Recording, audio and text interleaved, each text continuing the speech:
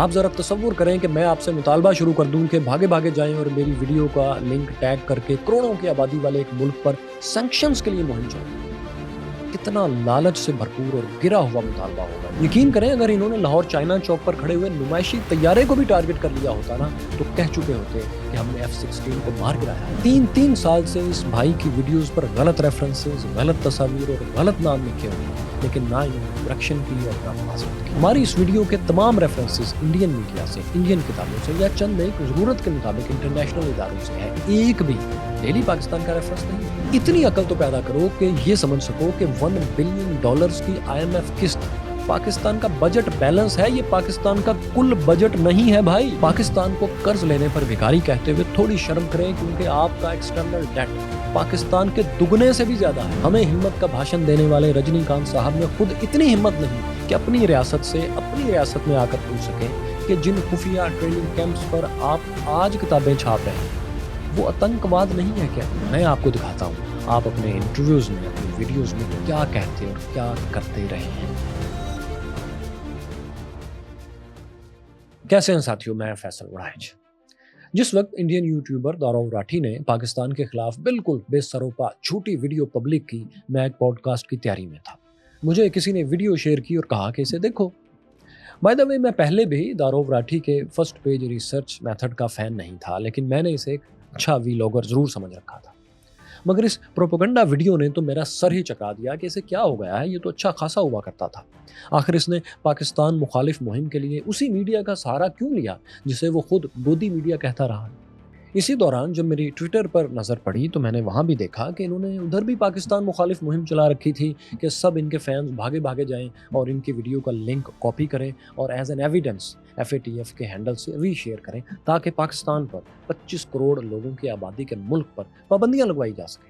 इनके इस वीलॉग पर मुझे शदीद दुख हुआ और गुस्सा भी आया कि इतने बड़े हमसाया मुल्क से इतनी दुश्मनी और इतनी नफरत कि इस मुल्क पर सैंक्शंस के लिए ये शख्स, ये साहब इस लेवल तक आ गए हैं कि अपने फॉलोअर्स को पुश करने लगे हैं। इसके लिए ये अपने साबिक मुखालफिन BJP और हिंदुत्ववाद तक को खुश करने के लेवल पर आ चुके हैं। यहाँ तक आने पर बधाई हो आपको। तो खैर दोस्तों, मैंने फौरी तौर पर इनकी वीडियो की खामियां एक तवील ट्वीट में लिखी और इसे रीकोट ट्वीट कर दिया, जिसे लाखों लोगों ने देखा और 11,000 के करीब दोस्तों ने लाइक भी किया। शायद मैं इससे आगे ना बढ़ता अगर मौसूफ ने अपनी इस वीडियो के आखिर में रजनीकांत बनने की कोशिश ना की होती।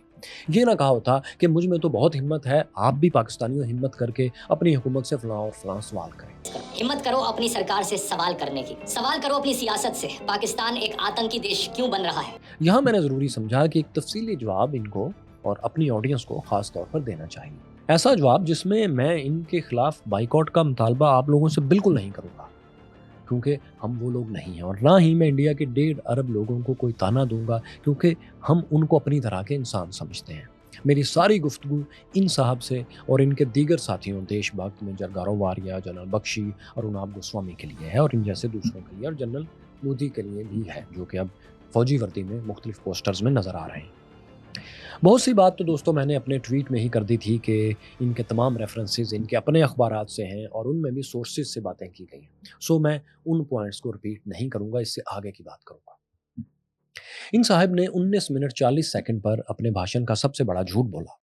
कोट एंड कोट ये कहते हैं कि पाकिस्तान में पावर हंग्री पॉलिटिशियंस इंडिया से बेवजह लड़ाई करते हैं, मसल्स दिखाते हैं और इसी बहाने पाकिस्तान के डिक्टेटर बन जाते हैं। अब बात यह है कि अगर इस भाई ने पाकिस्तान की मॉडर्न हिस्ट्री को ज़रा सा भी देखा होता, मॉडर्न हिस्ट्री पर एक किताब भी पढ़ी होती, तो ऐसा यकीनन ना कहते, क्योंकि पाकिस्तान में पिछले 25 साल में एक भी सियासी हुकूमत तो क्या, एक भी MNA और MPA तक इंडिया से जंग के नारे पर नहीं आया और ना हुकूमत आई है और ना ही इस नारे पर गई है। पाकिस्तान में अब एंटी इंडिया रेटरिक बिकता ही नहीं है, लेकिन इनकी हुक्मरान जमात BJP का सारा वोट बैंक ही एंटी पाकिस्तान और एंटी मुस्लिम इमोशंस पर है, जबकि इधर हमारे यहाँ सूरत हाल ये है कि पाकिस्तान में इंडिया से लड़ाई पर नहीं, दोस्ती पर सियासी और इंटेलेक्चुअल इत्तेफाक हो चुका है। साबिक आर्मी चीफ जनरल बाजवा ने सिखों के लिए कॉरिडोर खोला था और इमरान खान उस वक्त वजीर आजम थे। जनरल बाजवा तो इंडिया से तिजारत की बातें करते थे। नवाज शरीफ जब भी प्राइम मिनिस्टर बने, पहले उन्होंने वाजपेयी को अपने दूसरे दौर में और उसके बाद बार बार नरेंद्र मोदी को पाकिस्तान आने की दावत दी और उनसे मुलाकातें करते रहे, उनसे राब्ते उन्होंने बहाल रखे। लेकिन भाई को इनमें से किसी बात का इल्म नहीं, क्योंकि वो फखरिया कहते हैं कि वो कोई किताब नहीं पढ़ते, बल्कि गूगल करते हैं और ब्लॉग पोस्ट आर्टिकल से मदद लेते हैं। अगर आपको मेरी बात का यकीन नहीं आ रहा तो आप ज़रा उनका साउंड बाइट सुनिए, वो अपने इंटरव्यू में क्या कह रहे हैं। एक्चुअली कोई सच बताऊं तो कोई इतना डायरेक्टली मैंने कोई इतनी किताबों से इन्फ्लुएंस नहीं लिया या फिर डायरेक्टली किसी एक पॉडकास्ट या एक वीडियो से। जब भी मुझे किसी पर्टिकुलर चीज़ के बारे में सर्च करना होता है तो आई यूज़ गूगल सर्च। इसी इंटरव्यू में जब उनसे दोबारा पूछा गया कि आप अपनी कोई पसंदीदा किताब तो बताएं, तो उन्होंने पता है किस किताब का नाम लिया? टिमोथी फेरिस की 4 आवर वर्क वीक, 4 घंटे हफ्ते में काम। बेसिकली बुक रिकमेंडेशंस दे दो। अभी जैसे मैंने ये बुक पढ़ रहा हूँ 4 आवर वर्क वीक। कैसा फिर? हालांकि ये एक मैनेजमेंट की सेल्फ हेल्प बुक है, इसका हिस्ट्री से, पॉलिटिक्स से, फिलॉसफी से दूर का भी ताल्लुक नहीं। इंटरव्यू लेने वाला और देने वाला यकीनन दोनों इस बात से मुकम्मल बेखबर थे कि जब एक पॉलिटिकल कमेंटेटर से, एक सियासी तज्जिया करने वाले से किताबों का पूछा जाता है तो इससे मुराद सेल्फ हेल्प बुक्स नहीं होती, इससे मुराद पॉलिटिकल फिलॉसफी या हिस्ट्री की वो किताबें होती हैं जिन्हें पूछने और बताने की एक वजह होती है, और वो वजह ये कि दुनिया जान सके, देखने वाले जान सकें कि वो अपने पॉलिटिकल थॉट्स को तरतीब देने के लिए क्या पढ़ रहे होते हैं। 4 आवर वीक तो ऐसी किताब नहीं। पाकिस्तान में वजाहत मसूद साहब, शहजाद व्यास हमारे दोस्त, सैयद मुजम्मिल, डॉक्टर तैमूर समेत तमाम हमारे दोस्त, ज़्यादातर दोस्त अपनी वीडियोस में आपको जाबजा किताबों के रेफरेंसेस देते हुए नजर आएंगे, लेकिन ये सब किताबें पॉलिटिकल फिलॉसफी या हिस्ट्री की होती हैं। आप हमारी सीरीज़ भी देखिए जिनमें बेशुमार किताबों के रेफरेंसेस हैं, बल्कि हमने तो 100 किताबों पर, तारीखी किताबों पर डॉक्यूमेंट्री सीरीज़ भी शुरू कर रखी है। लेकिन ये तमाम किताबें वो हैं जिन्होंने तारीख में किरदार अदा किया है, या चंद एक वो नॉवेल्स हैं जो पॉलिटिकल और सोशल फिलॉसफी पर या उस बैकग्राउंड में लिखे गए हैं। वैसे आपको बताऊं कि जब 2007-8 में 2007-8 में टिमोथी फेरिस की ये किताब 4 आवर वीक आई थी तो इसकी बहुत मार्केटिंग हुई थी। मैंने भी इसे पढ़ा था कि देखें क्या ख़ास बात है इसमें, लेकिन बहुत मायूसी हुई क्योंकि तकरीबन 400 सफ़ात पर फैली इस किताब का, 400 से कुछ कम सफ़े थे, इस किताब का बड़ा हिस्सा गैर ज़रूरी डिटेल्स पर था, जैसे कोई शख्स अपने आने जाने की तफसीलात ज़्यादा बताता है। ये सारी किताब एक जुमले में बहरहाल समोई जा सकती थी, और वो एक जुमला था, अपना काम आउटसोर्स कर दो, खुद थोड़ा सा वक्त निगरानी के लिए रखा करो और चिल करो। 4 आवर वर्क वीक। इसके पीछे की सारी साइंस ये थी कि काबिल बंदे तलाश करने में थोड़ा वक्त लगाएं और अपना काम उन्हें सौंप कर सिर्फ 4 घंटे में उन्हें मैनेज किया करें। इस किताब को पढ़ने पर जो पहली बात मेरे दिमाग में उस वक्त आई थी वो ये कि अगर ये किताब हर शख्स के लिए है जो कि होनी चाहिए, तो क्या वो लोग जिन्हें मैंने अगर हायर किया है और जिनकी कॉस्ट पर मैं चिल करूँगा, अगर उन्होंने भी इसी फॉर्मूले पर, इस किताब के फॉर्मूले पर अमल शुरू कर दिया, तो उन्होंने भी आगे आउटसोर्स कर दिया, तो ये यूं ही है कि आज राहत फ़तेह अली खान सोचें कि मैं अपना म्यूज़िक और गुलकारी दोनों आउटसोर्स करता हूँ और ख़ुद चिल करूँगा और सिर्फ अपीयरेंस के लिए, मॉडलिंग करने के लिए स्क्रीन पर आ जाया करूँगा क्योंकि मैं तो बहुत मशहूर हूँ। यकीन करें, अगर राहत फ़तेह अली खान ऐसा करेंगे तो वो दूसरे दिन चाहत फ़तेह अली खान बन जाएंगे। शोहरत तो होगी लेकिन किसी और किस्म की। इन साहब ने लगता है कि इस किताब पर मुकम्मल अमल कर लिया है और अब सिर्फ स्क्रिप्ट्स पर मॉडलिंग के लिए आते हैं, पॉलिटिकल कमेंट्री के लिए चाहत फ़तेह अली खान बन चुके हैं। इसीलिए इनकी वीडियोस में लेजी रिसर्च और वीक रेफरेंसेस होते हैं। मुझ पर, मेरी टीम पर यार लोग एतराज़ करते हैं कि हम जल्दी वीडियो क्यों नहीं लाते। जाहिर है इसलिए कि मुझे अपने स्क्रिप्ट पर काम करना होता है, फिर इसे रीचेक और रिफाइन करना होता है। अगर ये दोनों काम मैं भी आउटसोर्स कर दूं तो काम तो जल्दी हो जाएगा, लेकिन मेरा क्राफ्ट ख़त्म हो जाएगा। ये बात मेरी कमिटमेंट को और मेरी अपने देखने वालों से कमिटमेंट को और उनसे अपनी ईमानदारी को कमज़ोर करेगी। इसीलिए मैं ये नहीं करता। तो खैर दोस्तों, आगे बढ़ते हैं और इनकी इसी पाकिस्तान दुश्मनी पर मबनी वीडियो का एक और बड़ा फॉल्ट देखते हैं। 20वें मिनट के शुरू होते ही मौसूफ फरमाते हैं कि पाकिस्तान में कोई भी हुक्मरान अपना वक्त पूरा नहीं कर सका, कोई कत्ल कर दिया गया, किसी को वक्त से पहले निकाल दिया गया। बिल्कुल दुरुस्त बात है। हमसे ज़्यादा इस पर किसने एतराज़ किया होगा? आपने पाकिस्तान हिस्ट्री पर इसी तरह की सीरीज बनाई। लेकिन पहली बात तो ये कि जो भी प्राइम मिनिस्टर पाकिस्तान में हटाया गया, उसकी जगह कभी भी हज़ारों इंसानों का कातिल प्राइम मिनिस्टर नहीं बनाया गया, जैसा कि आपके यहाँ नरेंद्र मोदी को मुसलसल तीसरी बार बनाया गया है। फिर ये कि अगर पाकिस्तान में हुक्मरानों के टॉप सियासी लीडर्स का मारा जाना आपके मुताबिक इसलिए है कि यहाँ पर आतंकवाद की सपोर्ट है, तो भाई आपको एक हिस्ट्री लेसन की अशद ज़रूरत है। आपके लिए एक हिस्ट्री लेक्चर है मेरे पास। आपके यहाँ इससे ज़्यादा गंभीर सूरत हाल है। पाकिस्तान में लियाकत अली खान 1, जुल्फ़िकार अली भुट्टो 2 और बेनज़ीर भुट्टो 3 टॉप सियासी लीडर्स मारे गए हैं, 2 डायरेक्ट और 1 अदालती कत्ल में। भारत में सबसे बड़े लीडर महात्मा गांधी डायरेक्ट कत्ल हुए, इंदिरा गांधी डायरेक्ट मर्डर हुई और फिर राजीव गांधी भी अफसोसनाक बात है कि बम धमाके में कत्ल कर दिए गए। 3 टॉप लीडर्स यहाँ कत्ल हुए, 3 आपके यहाँ मारे गए, अफसोसनाक बात है। लेकिन एक बहुत बड़ा फर्क फिर भी है, पाकिस्तान में मर्डर किए जाने वाले, कत्ल होने वाले किसी प्राइम मिनिस्टर या बड़े सियासी लीडर के कातिल को हीरो नहीं माना गया, मगर आपके यहाँ सबसे बड़े लीडर महात्मा गांधी को कत्ल करने वाला नथुराम गोडसे हीरो है, आज भी है, और हिंदू महासभा इसके मुजस्समे लगाती है, इन पर दूध छिड़कती है। कांग्रेस इसके मुजस्समे को हटाने की कोशिश करती रहती है लेकिन नाकाम रहती है, क्योंकि बीजेपी के हामी फिर किसी जगह उसका मुजस्समा लगा देते हैं, तस्वीरें लगा देते हैं। क्योंकि आपके यहाँ ये नथुराम एक आइडियोलॉजी है, हमारे यहाँ नहीं है। अखंड भारत आपके यहाँ हुक्मरान है, लश्कर और जैश जो इस तरह की ग़ज़वा हिंद की बातें करते हैं, हमारे यहाँ ये लोग हुक्मरानी का सोच भी नहीं सकते। इसके बाद भाई फरमाते हैं कि ऐसे में यानी आतंकवाद के होने से और डेमोक्रेसी कमज़ोर होने की वजह से पाकिस्तान में आम लोगों का जीना मुश्किल हो चुका है, और इसके सबूत के तौर पर कहते हैं कि वही फर्स्ट पेज रिसर्च मेथड की बुनियाद पर जो इन्होंने रिसर्च की उसके मुताबिक कहते हैं कि मार्च 2023 में कराची में भगदड़ मचने से 11 लोगों की जान चली गई। भाई कहाँ रहते हैं आप? बल्लन का नाम प्रयागराज नहीं है। अभी इसी साल 23 लोग तो साबका इलाहाबाद और मौजूदा आपके शहर प्रयागराज में भगदड़ मचने से मारे गए हैं। कहीं भी किसी भी वजह से ज़्यादा लोग जमा हों तो थर्ड वर्ल्ड में हलाकतों का चांस रहता है, तीसरी दुनिया में। लेकिन अगर इससे आप पॉइंट स्कोरिंग करना चाहते हैं तो ये लिस्ट है आपके अखबार इकोनॉमिक्स टाइम्स की। इसमें पिछले 22 साल तक भारत में भगदड़ में मरने वालों की तादाद लिखी है। अफसोसनाक बात है लेकिन ये तादाद है। 2024 में 100 गरीब लोग भोले बाबा सरकार के अकठ में मारे गए। 2023 में 36 बेगुनाह जान से चले गए, बदइंतजामी की वजह से जो ताकतवर लोगों की थी। इसी तरह 2013 में 115 लोग जान से चले गए, कीमती जानें चली गई। ये एक लंबी फहरिस्त है, लिस्ट है और बहुत दिल दुखा देने वाली है। लेकिन पाकिस्तान में कोई भी इसे बुनियाद बनाकर आपकी रियासत के खिलाफ प्रोपेगेंडा करने की जरूरत नहीं करेगा, और अगर करेगा तो हम उसे बहुत बुरी तरह कंडेम करेंगे, क्योंकि ये एक सोशियो इकोनॉमिक फैक्टर है जो थर्ड वर्ल्ड का मसला है। लेकिन जिस तरह आपने इसे पाकिस्तान की जमहूरी तारीख से और फिर उसको आतंकवाद से लिंक किया है, तो ज़रा आप अब अपनी इस फहरिस्त को अपनी सियासी और मजहबी तारीख से जोड़ कर देखें, आपको ज़्यादा शर्म आएगी। क्योंकि ये मसला बॉर्डर के दोनों तरफ है, आबादी दोनों तरफ ज़्यादा है, वसाइल कम हैं, पॉलिटिकल, लीगल और मैनेजमेंट सिस्टम्स दोनों तरफ कमज़ोर हैं। गरीब लोगों की मौत को, कमज़ोरों की मौत को अपनी पॉइंट स्कोरिंग के लिए इस्तेमाल करना एक गैर इंसानी बात है, और आप चारों पंचों इसको मुसलसल कर रहे हैं।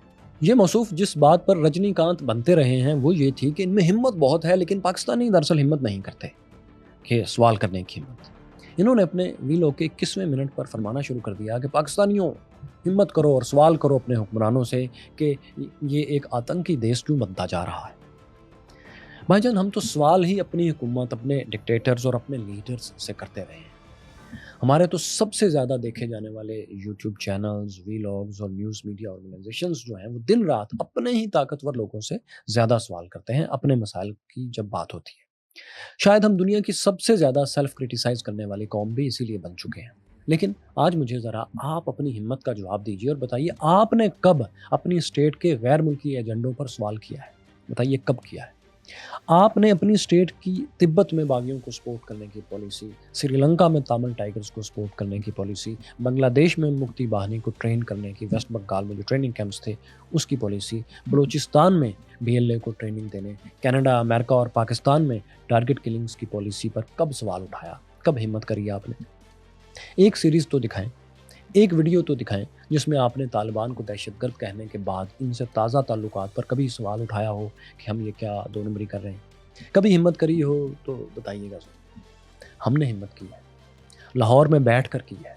क्या हमें पाकिस्तान पर, कश्मीर की पॉलिसी पर, कश्मीर को आज़ाद करवाने की जो गलत पॉलिसी पाकिस्तान ने अपनाई हुई थी उस पर, अफ़गान जंग में जहादियों को सपोर्ट करने पर, पेशावर में ट्रेनिंग कैंप्स बनाने पर जहाँ से फिर जहादियों को ट्रेन करके अफ़गानिस्तान भेजा जाता था, अमेरिका और सऊदी अरब के साथ उस पर, 65 के ऑपरेशन जिब्राल्टर पर, कारगिल शुरू करने पर, मुल्लायत को सियासत में लेकर आने पर, एक नहीं सैकड़ों वीडियोस बनाई हैं पाकिस्तान में लाहौर में बैठ कर बनाई हैं और इंटरव्यूज़ दिए हैं इस तरह की वीडियोज़ के बाद। जब कभी आप में इतनी हिम्मत होगी तो हमें ज़रूर बताइएगा। जब आप महाराष्ट्र, बम्बई या दिल्ली में बैठकर आरएसएस और अपनी स्टेट के गैर मुल्की खुफिया ऑपरेशंस पर वीडियो बनाएंगे और वहाँ बैठेंगे और तनकीद करेंगे, तो उसके बाद फिर हमें हिम्मत का दर्स दीजिएगा कि पाकिस्तानियों हिम्मत करिए।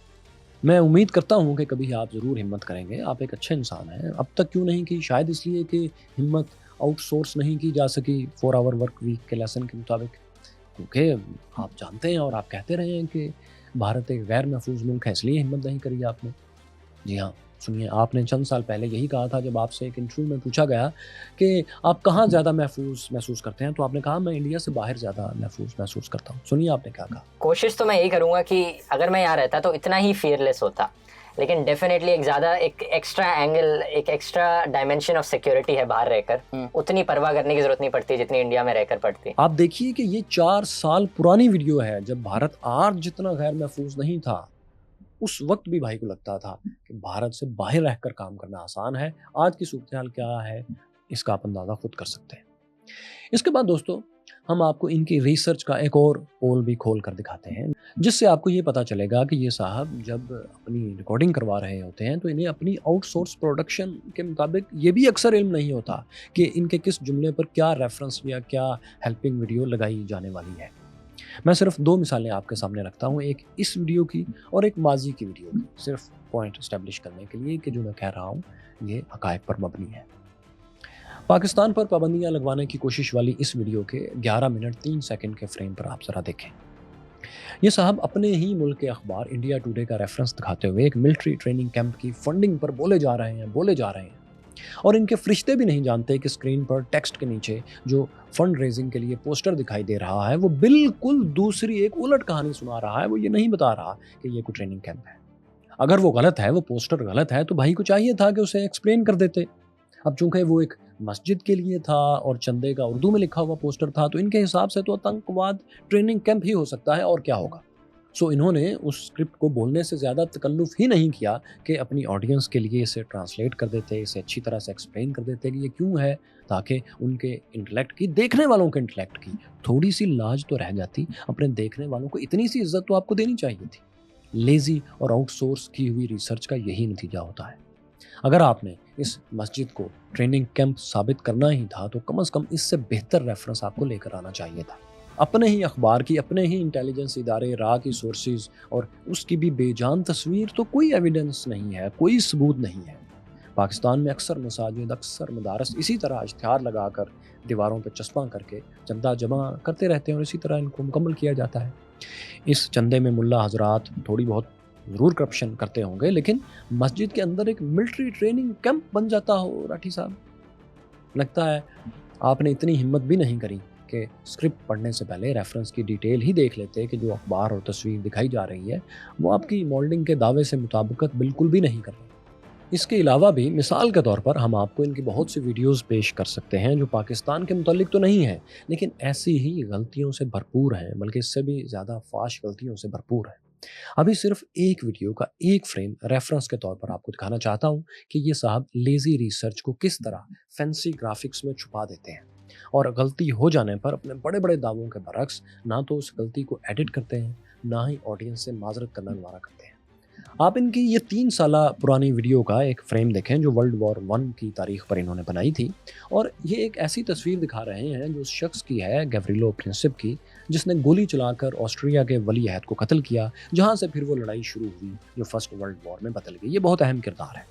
इसकी तस्वीर पर, इसकी बायोग्राफी पर बहुत रिसर्च हुई, कई किताबें, फिल्में, डॉक्यूमेंट्रीज इस पर बनी। मगर ये तस्वीर जिसको कि गिरफ्तारी की तस्वीर ये मुसलसल दिखा रहे हैं और 3 साल से ये तस्वीर इनकी वीडियो में है, ये एक गलत तस्वीर है, क्योंकि इसको मुख्तलिफ किताबों में बताया जा चुका है कि ये गलत तौर पर पहली बार छप गई थी। विकीपीडिया पर इसकी गलती पर एक पूरा आर्टिकल छपा हुआ है, यानी किताबों में, विकीपीडिया पेजेस पर और बहुत सी डॉक्यूमेंट्रीज में बताया गया कि ये तस्वीर पहली बार गलत छप गई थी, लिहाजा इसको दोबारा ना दिखाया जाए, ये असल कातिल की तस्वीर नहीं है। लेकिन राठी साहब की आउटसोर्स लेजी रिसर्च का नतीजा ये है कि इनके करोड़ों फॉलोअर्स 3 साल से इसी तस्वीर को कातिल की तस्वीर समझकर देखने पर मजबूर हैं, क्योंकि جب جلدی میں فرسٹ پیج ریسرچ کے اصول پر کوئی بھی تحقیق کرے گا تو جو پہلے پیج پر تصاویر آ جائیں گی انہیں کی ڈیٹیلز پر آپ ویڈیو بنا دیں گے، زیادہ ریسرچ تو کریں گے نہیں، تو ایسا ہوگا۔ اچھا، اب یہ ویڈیو 3 سال پہلے کی ہے، دعوے تو ان کے بہت ہیں کہ ان کی ٹیم ویڈیوز پبلک کرنے کے بعد بھی کامنٹس پڑھتی ہے، سورسز چیک کرتی ہے، اور اگر غلطیاں ہوں تو ان کو سدھار لیا جاتا ہے، لیکن آج بھی اس ویڈیو پر کوئی معذرت، کوئی بلر سکرین یا کوئی اپ ڈیٹ نہیں آپ دیکھ سکتے ہیں جس میں بتایا گیا ہو کہ فلاں منٹ اور فلاں سیکنڈ پر تصویر غلط لگ گئی تھی۔ دراصل جب انٹلیکٹ کے نام پر 4 آور ویک دھندا چل رہا ہو تو ایسا ہی ہوتا ہے۔ اور ہاں، یاد رکھیں یہ ان کی ویڈیوز میں سے ہسٹوریکل ویڈیوز جن کو یہ کہتے ہیں ان میں سے صرف ایک مثال ہے۔ آگے بڑھتے ہیں اور دارو براٹھی، گوسوامی، میجر آریہ، دیش بھکت اور جنرل بخشی جس ایلیفنٹ ان دا روم کو چھپا رہے ہیں وہ بھی ذرا آپ کے سامنے رکھتے ہیں۔ آپ دیکھیں کہ جب 10 مئی کو پاکستان نے بھارت پر 26 جوابی حملے کیے تو ان سب لوگوں نے نریندر مودی کی زبان بولنا شروع کر دی، پرائم منسٹر اپنے کی، کہ پاکستان نے آتنکواد کے اڈوں پر اٹیکس کے جواب میں بھارت پر ہی حملہ کر دیا۔ ان سب نے پی ایم نریندر مودی کے بیان کو استعمال کرتے ہوئے خود کو بھی یہ دھوکہ دینا شروع کر دیا کہ جیسے 10 مئی سے پہلے کے 3 دن میں تو کچھ ہوا ہی نہیں، جو ہوا 7 اور 10 مئی کو اچانک ہوا۔ اچھا، 1 منٹ کے لیے آپ ان کی یہ بات درست مان لیں کہ انہوں نے 6 اور 7 مئی کی رات مرید کے بہاولپور اور مظفر آباد میں مساجد اور مدارس پر حملوں کے بعد کامیابی حاصل کر لی تھی، آتنکواد کے بقول ان کے اڈوں کو تباہ کر لیا تھا، تو انہیں وکٹری ڈکلیئر کر کے فائرنگ بند کر دینی چاہیے تھی، کیونکہ بقول راٹھی، بھگت، گورو، بخشی اور گوسوامی کے سٹرائکس تو بالکل پرفیکٹ تھیں۔ ان پرفیکٹ اٹیکس کے بعد آپ نے 7 کا پورا دن، 8 کا پورا دن، 9 کا دن اور 10 مئی کی رات تک پاکستانی شہروں پر حملے کیوں جاری رکھے؟ یہ درمیان کا 3 دن کا ایلیفنٹ ان دا روم، یہ چاروں پروپیگنڈسٹ اور ان کے باقی ساتھی ہڑپ کر جاتے ہیں۔ ظاہر ہے ان کا قصور نہیں، ان کے پاس سوچنے اور غور کرنے کا وقت ہی کہاں ہے۔ یہ آپ کو اور اپنی آڈینس کو کیوں بتائیں گے کہ بھارت ڈیسپریٹ ایفرٹ کر رہا تھا کہ پاکستان کا کوئی ایک بڑا طیارہ تو کسی طرح تباہ کر دیا جائے تاکہ پھر جنگ بند کی جائے۔ آتنکواد کا مسئلہ تو 8، 9 اور 10 کو رہا ہی نہیں تھا آپ کے بقول، مگر ہوا یہ کہ پوری کوشش کے باوجود انڈین ملٹری پاکستان کے ماڈرن J-10، F-16 یا JF-17 طیارے تو آپ ایک طرف رکھ دیں، پاکستان کا ہیلی کاپٹر بھی تباہ نہیں کر پائے۔ یقین کریں انہوں نے اگر لاہور چائنا چوک پر کھڑا ہوا پرانا J-6 نمائشی طیارہ بھی کسی ڈرون سے بھی ہٹ کر لیا ہوتا تو یہ چاروں پروپیگنڈسٹ اسے F-16 ثابت کر چکے ہوتے، فتح کا اعلان کر رہے ہوتے، یہ کہہ رہے ہوتے کہ انڈین آرمی نے بھینکر آپریشن کیا ہے لاہور میں اور آپریشن ایسا کرا ہے کہ F-16 کو چائنا چوک میں گرا دیا ہے۔ تو خیر 3 دن کے مسلسل بھارتی اگریشن کے بعد بھی ان بھائی کا خیال ہے کہ پاکستان کو چاہیے تھا کہ بھارت کو جواب نہ دے۔ بھائی تھوڑی سی ہمت اگر آؤٹ سورس کر سکیں تو کیجئے اور اپنی حکومت سے پوچھئے کہ اگر 7 مئی کی سرجیکل سٹرائکس آپ کے لحاظ سے کامیاب تھیں تو اگلے 3 دن میں انڈین آرمی پاکستانی شہروں پر ڈرونز اور ملٹری بیسز پر میزائلز کیوں پھینک رہی تھی؟ ظاہر ہے وہ پاکستان کو اشتعال دلا کر، غصہ دلا کر کوئی غلطی کروانا چاہتے تھے کہ پاکستانی اپنا کوئی طیارہ باہر نکالیں، یا پھر خوفزدہ تھے کہ اب جب پاکستان جو ابھی اٹیک کرے گا تو یہ اس کو اس سے پہلے ہی روکنے کی کوشش کر سکیں۔ لیکن آپ جانتے ہیں کہ پاکستان نے پھر 10 مئی کو صبح سے کچھ پہلے بھارت کو جواب دینا شروع کر دیا، ریٹیلیشن کا آغاز کر دیا۔ پاکستانی فورسز نے انڈیا کے پورے ویسٹرن تھیٹر پر 26 ملٹری ٹھکانوں کو ٹارگٹ کیا اور اگلے 2.5 گھنٹے تک پاکستانی میزائلز اور ڈرونز انڈیا کے ملٹری ٹارگٹس پر برستے رہے۔ سورت گڑھ کی ایئر بیس پر، آدم پور، بٹھنڈا، برنالہ، وانتی پورہ، سری نگر، جموں، امبالہ اور پٹھان کوٹ کی ایئر بیسز پر حملے یہ آپ کے 3 دن کے حملوں کے بعد ہوئے تھے۔ گجرات اور دہلی پر ہمارے ڈرونز نے بعد میں پروازیں کی تھی جب آپ کے ڈرونز لاہور اور راولپنڈی پر اڑ رہے تھے۔ بیاس اور ناگروٹا میں انڈیا کے اپنے بنائے کروز میزائل براموس کی سٹوریجز بعد میں پاکستان نے تباہ کی، اس سے پہلے آپ نے راولپنڈی پر اٹیکس کی، کیونکہ اسی میزائل سے تو پاکستانی ایئر بیسز پر حملے ہو رہے تھے۔ اور ہاں، پاکستان کے حملوں کی کامیابی کے پیچھے یہ راز بھی تھا کہ پاکستان نے رشین S-400 ڈیفنس سسٹم کو ایئر ٹو سرفیس میزائل حملے میں ہٹ کر دیا تھا۔ لیکن جس حملے پر بھارت میں فوراً بھونچال آیا، دوڑیں لگی، وہ Pakistani short range tactical ballistic missile الفتح تھا، جو گائیڈڈ ویپن ہے اور پریسیجن سٹرائکس کے لیے پاکستان نے خود بنایا ہے۔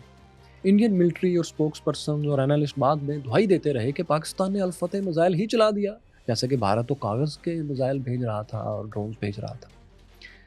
الفتح میزائل کا الفتح स्ट्राइक का ही वो पॉइंट था जब पाकिस्तान ने अमेरिकन्स को और इंडियंस को इन्फॉर्म कर दिया कि अब हमारी रिटेलिएशन मुकम्मल हो गई है, हमने जवाब दे दिया है, अब अगर इंडिया दोबारा अटैक ना करेगा तो हम भी नहीं करेंगे। इसके बाद पूरी भारतीय हुकूमत ने अपनी शर्मिंदगी का सारा बोझ तनहा कर्नल सूफिया के कंधों पर डाल दिया था। जब वो 10 मई की सुबह प्रेस कॉन्फ्रेंस हुई थी जिसमें इंडियन मिलिट्री सिग्नल्स कोर से कर्नल सूफिया ने अपने 2 साथी ऑफिशियल्स के साथ प्रेस कॉन्फ्रेंस की थी और कहा था कि अगर पाकिस्तान अटैक्स बंद कर दे, एस्केलेशन रोक दे, तो हम भी रोक देंगे। मतलब सीज फायर का उन्होंने बाकायदा मुतालबा कर दिया था। जिसके बाद फिर आप जानते हैं कि डोनाल्ड ट्रंप की तरफ से ट्रुथ सोशल पर उनका बयान आ गया और उन्होंने सीज फायर का क्रेडिट ले लिया, जिसको वो अब तक कम से कम 6 बार दोबारा ले चुके हैं। इंडिया इस पर बहुत सीख पा रहा अब तक है और पाकिस्तान ने डोनाल्ड ट्रंप का शुक्रिया अदा किया। एक और सबूत, एविडेंस कि अमन कौन चाहता है, वो जो सीज फायर पर आलमी ताकत का शुक्रिया अदा कर रहा है या वो जो सीज फायर पर ही सीख पा है, गुस्से में आ चुका है। तो खैर दोस्तों, ये एलिफेंट इन द रूम यानी 7 और 10 मई के दरमियान के 3 दिन की बात इन तमाम प्रोपेगेंडिस्ट व्लॉगर्स में से कोई भी आपके सामने नहीं कर रहा और अपनी ऑडियंस के सामने भी, क्योंकि वो सीज फायर के बाद से इस कदर बदहवास हैं कि इसमें उन्होंने पाकिस्तान को तो एक तरफ कर दिया है, अब वो तुर्की, ईरान, अजरबैजान और अमेरिका को भी बराह रास्त अटैक्स करने लगे हैं। इंडियन मीडिया तो इस कदर आपे से बाहर हो चुका है कि इसने फ्रेंच राफेल की अपने हाथों फ्रांसीसी तैयारे की तबाही की शर्मिंदगी छुपाने के लिए अमेरिकी F-35 का मजाक भी उड़ाना शुरू कर दिया है। Indian online news organization F post की बज़ाहिर संजीदा पालकी शर्मा कहती हैं कि American F-35 fighter jets Yemen के हौसी बागियों के हाथों बेबस हो रहे हैं और उन्होंने एक बगैर नाम लिए एक ऑफिशियल के रेफरेंस से ये साबित करने की कोशिश की कि अमेरिकी फाइटर जेट्स यानी F-35 और F-16 को यमन का एयर डिफेंस सिस्टम करीब तबाह कर ही चुका था। पालकी शर्मा समेत बाकी इंडियन मीडिया में ये सब गुस्सा इसलिए दिखाया जा रहा है कि वो अब ये देख रहे हैं कि अमेरिकन अखबारात में ऐसी खबरें छप रही हैं, ये सच छप रहा है कि पाकिस्तान ने इंडिया के फ्रेंच राफेल तैयारे मार गिराए हैं और उससे वो ये मतलब अखज़ कर रहे हैं कि अब अमेरिका अपने F-35 तैयारे उनको बेचने की कोशिश करेगा। आपको बताएं कि 2 साल पहले 2023 में झूठी खबरों की आलमी रैंकिंग में भारतीय मीडिया पहले नंबर पर आया था। सोचिए कि 9 मई को लाहौर, कराची, पेशावर फतह करने की खबरें चलाने के बाद इन्हें अब पहले से भी ऊपर किस नंबर पर इंटरनेशनल रैंकिंग में रखा जा सकेगा। मतलब आइंस्टाइन भी और स्टीफन हॉकिंग भी अब परेशान हो रहा होगा कि जो पहले से झूठी खबरों में नंबर 1 है, उन्हें इससे ऊपर अब कहाँ रखा जाए, क्या पोजीशन दी जाए। हम आगे बढ़ते हैं दोस्तों और अब मोदी, भगत, मेजर, राठी और गोस्वामी के एक पसंदीदा लफ्ज़ की तरफ आते हैं जो वो अपने ज़ाती एक भी न्यूरॉन को इस्तेमाल किए बगैर बोलते हैं। इनका सबसे कॉमन फेवरेट वर्ड पाकिस्तान के लिए भिखारी है, जिसे वो मुख्तलिफ अंदाज में बोलते हैं और पाकिस्तान से जोड़ने की कोशिश करते हैं और इंटेंशनली जानबूझकर ऐसा करते हैं। और इसके एविडेंस के तौर पर, सबूत के तौर पर वो IMF से पाकिस्तान का कर्ज लेना और गुर्बत के खिलाफ लड़ने के लिए जो आलमी इमदाद मिलती है उसे पेश कर देते हैं। अब आइए इन दोनों ममालिक में, पाकिस्तान और इंडिया में, देखते हैं कि कौन ज़्यादा इंटरनेशनली कर्ज लेता है और कौन ज़्यादा आलमी इमदाद लेता है। सबसे पहले कर्ज पर आते हैं। आप देखिए कि IMF, इंटरनेशनल मॉनिटरी फंड, 75 साल से कायम आलमी इदारा है और दुनिया के तकरीबन तमाम ममालिक 191 कंट्रीज इसके मेंबर हैं। 1945 में इसे कायम ही इसलिए किया गया था कि डेवलपिंग स्टेट्स को, कंट्रीज को कोलैप्स होने से बचाया जा सके। उनके बैलेंस ऑफ पेमेंट को देखकर IMF के जरिए उन्हें मुख्तसर सा कर्ज दे दिया जाए और आसान तरीन शराइत पर दिया जाए, ज़्यादा सूद ना लिया जाए। इसके पीछे सोच ये थी कि कोई मुल्क भी मुआशी तौर पर अगर कोलैप्स कर गया तो वहाँ खाना जंगी हो सकती है और फिर ऐसे मसाइल जन्म लेंगे जो सिर्फ उस मुल्क के लिए नहीं बल्कि पूरी दुनिया को वो मुतासर कर सकते हैं। इसलिए ये फंड कायम किया गया था। ये एक इंटरनेशनल फंड कायम हुआ जिसमें सभी हिस्सा डालते हैं, पाकिस्तान भी, इंडिया भी, अमेरिका सबसे ज़्यादा हिस्सा डालता है और ज़रूरत पड़ने पर सभी इससे कर्ज भी लेते हैं या फिर ले सकते हैं। भारत भी 50s में, 60s में, 80s में और 90s में, जी हाँ, IMF से लोन्स, प्रोग्राम्स ले चुका है। यकीन नहीं तो आप ये IMF की ऑफिशियल साइट पर जाकर पूरी फहरिस्त देख लें। हर साल अलग अलग मेंशन है। पाकिस्तान अपने कमज़ोर सियासी स्ट्रक्चर की वजह से, मुख्तलिफ मसाइल की वजह से और ख़ास तौर पर अफ़गान 10 साल जो जंग थी अमेरिका, सऊदी अरब, पाकिस्तान ने लड़ी, उसकी वजह से मुसलसल मुआशी बहरान का शिकार है और आज भी IMF के एक प्रोग्राम को ले रहा है। लेकिन ये उसी तरह का एक लोन है जिस तरह इंडिया कभी लिया करता था। कर्ज भीख नहीं है। अगर कर्ज भीख है तो जनाब आज इंडिया का एक्सटर्नल डेट पाकिस्तान से कहीं ज़्यादा है।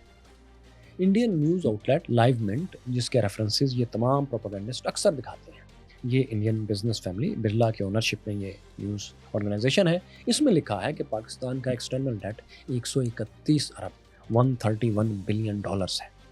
ये फिगर इन्होंने इंटरनेशनल इदारों से लिए हैं और जाहिर है नंबर 1 न्यूज़ आउटलेट अपने तौर पर जो अपने आप कहता है उसने लिए हैं, तो कुछ रिसर्च तो इसने करी होगी। सो लाइव मिंट के मुताबिक इस साल पाकिस्तान का एक्सटर्नल डेट 131 अरब डॉलर था और इंडियन अखबार टाइम्स ऑफ इंडिया के मुताबिक Indian external debt 718 billion dollars है। जी हाँ, 717.9 बिलियन डॉलर्स। यानी अगर किसी मुल्क का कर्ज लेना इसे भिखारी बनाता है, एक्सटर्नल डेट की वजह से वो भिखारी है, क्योंकि IMF की बात हमने पहले कर दी, तो बस आप इतना जान लें कि आज की तारीख तक आपके अखबारात के हिसाब से आपका एक्सटर्नल डेट पाकिस्तान से 2.7 टाइम्स ज़्यादा है। लोन और डेट्स के बाद साथियों, अगर हम डायरेक्ट गुर्बत मिटाने के जितने भी इंटरनेशनल फंड्स हैं इनकी बात करें तो इनमें भी इंडिया कम से कम पाकिस्तान से कहीं ज़्यादा डॉलर्स लेता है। हम सिर्फ एक प्रोग्राम जिसमें डेवलपमेंट असिस्टेंट फंड मिलता है इसकी बात करें तो पिछले 62 वर्षों में 62 ईयर्स में भारत पाकिस्तान से कहीं ज़्यादा फंड्स ले चुका है। इस ग्राफ का लेटेस्ट डाटा भी जो भी अवेलेबल है वो यही दिखाता है कि भारत पाकिस्तान के दुगने से भी ज़्यादा इमदादी फंड ले चुका है, ले रहा है। ये वर्ल्ड बैंक का डाटा है, पाकिस्तान के डेली टाइम्स का या एक्सप्रेस ट्रिब्यून का डाटा नहीं है। हाँ, आप कहेंगे कि भारत की आबादी ज़्यादा है सो इसकी इमदाद भी ज़्यादा होगी, लेकिन पर कैपिटा तो पाकिस्तान से कम है। बिल्कुल ठीक बात है, पर कैपिटा ये इमदाद पाकिस्तान से कम होगी, लेकिन है तो सही ना। ऐसा तो नहीं कि इंडिया इमदाद लेता ही नहीं। अगर आलमी इदारों से गुर्बत मिटाने के लिए फ़ंड्स लेना भिखारी होना है तो मैं इन प्रोपेगेंडिस्ट से कहूँगा कि ये डाटा भी देख लें, फिर फैसला करें कि किसे क्या कहना है। भारत की इकोनॉमी बहुत बड़ी है, खुदा इसे और तरक्की दे, मगर याद रखें आज के दिन तक सूरत हाल ये है कि ये इकोनॉमी इसलिए दुनिया की 5वीं या कुछ के नज़दीक चौथी बड़ी इकोनॉमी नहीं है कि इसने इनोवेशन बहुत की है। ये इसलिए बड़ी है कि आबादी के लिहाज से भारत जो है ये 10 बड़े अमीर ममालिक यानी अमेरिका, ब्राज़ील, रूस, जापान, जर्मनी, बरतानिया, फ्रांस, इटली, कनाडा और ऑस्ट्रेलिया की टोटल आबादी से भी ज़्यादा आबादी का मुल्क है।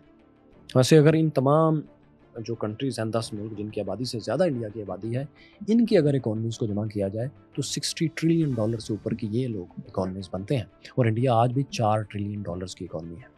लेकिन by the way Indian official reports के मुताबिक जो टाइम्स ऑफ इंडिया में छप चुकी हैं वहाँ ये लिखा है कि भारत की 60% रूरल पॉपुलेशन रोज़ाना 35 रुपये से भी कम पर गुजारा करती है, 35 इंडियन रुपये।